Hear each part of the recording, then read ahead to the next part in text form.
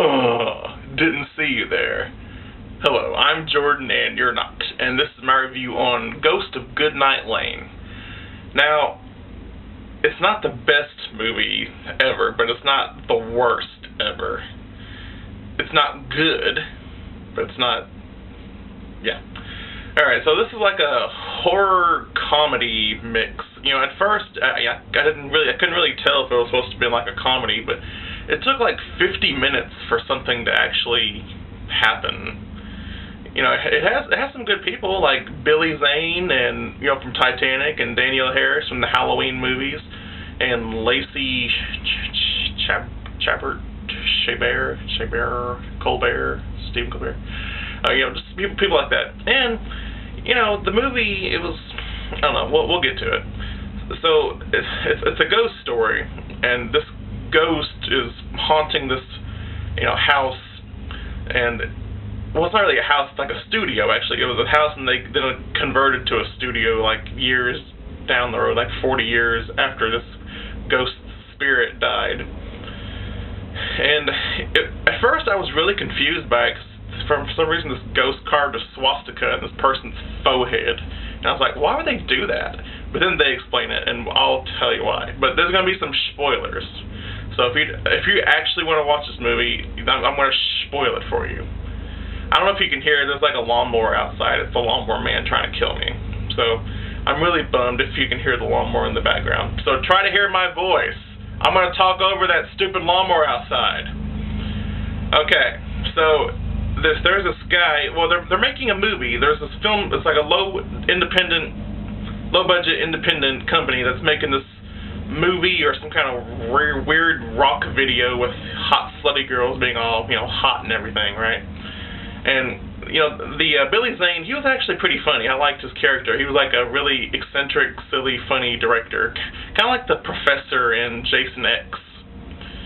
And you got Lacey she's like the makeup artist, and Danielle Harris, she's one of the actresses who's like kind of like all hot and lesbian-y, but they don't really go any further than just her touching another girl's ass. Such a missed opportunity. Damn. Okay, now, there's this guy who finds this little music box. I guess it's possessed, and that kind of makes the ghost, you know, pissed, or whatever. I think her name's Carly. There's a ghost named Carly, so iCarly ghost. And, she kills this guy, well, like, supernatural death. You know, there's an episode of Supernatural where, like, there's, you know, this ghost is haunting this film company, which that one is actually a lot better than what this movie was. So go out and look up that episode. I think it's like the first, no, probably in some of the earlier seasons. It was in there, like, this Sam and Dean track down this ghost, and it's like the ghost that's haunting like a Hollywood movie. That was a really good episode, by the way. The first 4 seasons of, okay, never mind, no. Stick with this movie. I'm just stick with one thing at a time. I have ADD, sorry. Okay, so they know, Billy Zane knows, he knows that there's a ghost in there, and he ain't doing nothing about it. He's just like letting it go on, just, you know, haunting the place, but like it's nothing. Zane logic.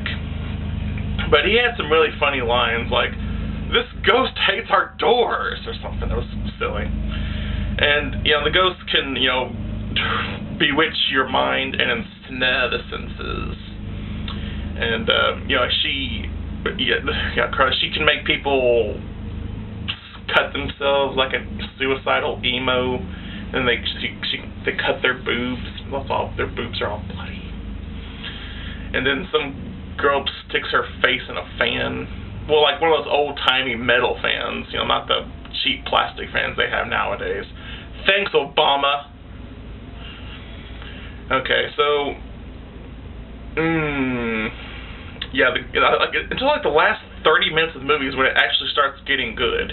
And there's a dog in there named Mo, like Mo from the Three Stooges. And, you know, I don't care if any of these people die, I just care if the dog survives. And he does. Like, it's okay, don't worry, the dog survives. Don't worry about that. You can watch the movie and be peacefully now. And there's like a backstory, like, that shows the ghost's mom's backstory, like why the ghost is killing, why Carly's, well, her name's Carly, And the backstory, it takes place in the 70s, and she's like this hippie chick, and she gets in with these girls, like, and this guy who looks like a weird cult leader, which he is, okay, and I was like thinking, it'd be so funny if this guy's like Charlie Manson or something, and it is, it's supposed to be Charlie Manson, they say that later, and, you know, there's even like symbol, like his initials, CMM, Charlie Manson, and the director, you know, it's Billy saying, what, that rocker with that weird eye? Like, he thinks it's Marilyn Manson. That was actually pretty funny. Marilyn Manson jokes are awesome.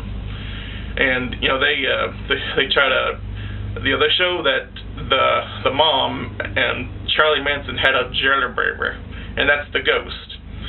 So, if you have a baby with Charlie Manson, it's going to grow up into this little killer and turn into a ghost. Okay. That'd be like, you know, like, have you seen Halloween 6 or the producer's cut, and they say Jamie Lloyd and Michael Myers? That's niece and uncle, right? For some reason, Dr. Wynn forces them to have incest, sexual, and have a jailbreaker. Halloween, where Michael Myers and his niece have sexy sex, apparently. Okay, that'd be like if Michael's jailbreaker, well, they call him Steven. Well, Paul Rudd, you know, from all these comedies, he's in it, and he calls the baby Steven. That'd be like if Steven grows up, like, being 12 years old, and he starts killing people, and they kill him, and he turns into, like, a Michael Myers incest ghost baby zombie. Yeah. So, also, you know, about Charlie Manson, you know, there's like some like 17 or 18-year-old girl who's like, oh, I fell in love with him, we're gonna get married, and he's like in jail, he's like 70 years old, he's all ugly, and has like the swastika tattoo, and that's why they did that, by the way, in the movie. That's why the that's why the ghost girl, Carly, gave some girl or some guy a swastika stab in their forehead. So they should make that into a reality show. I married a cult leader or something. If you're a hot female cult leader between the ages of 18 and 60, call me.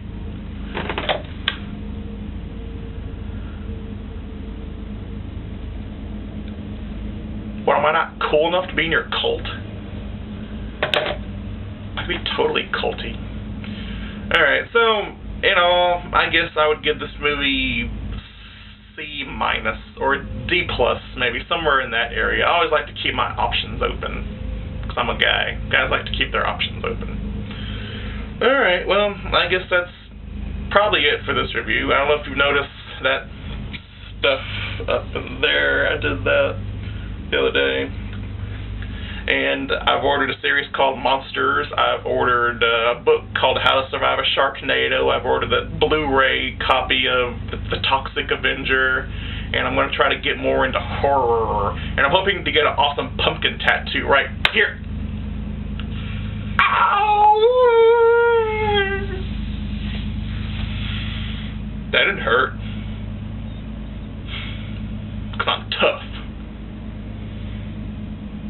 Oh, and also, this show back here, True Blood, it's ending next week, and I'm sad. I'm depressed and shit. Oh,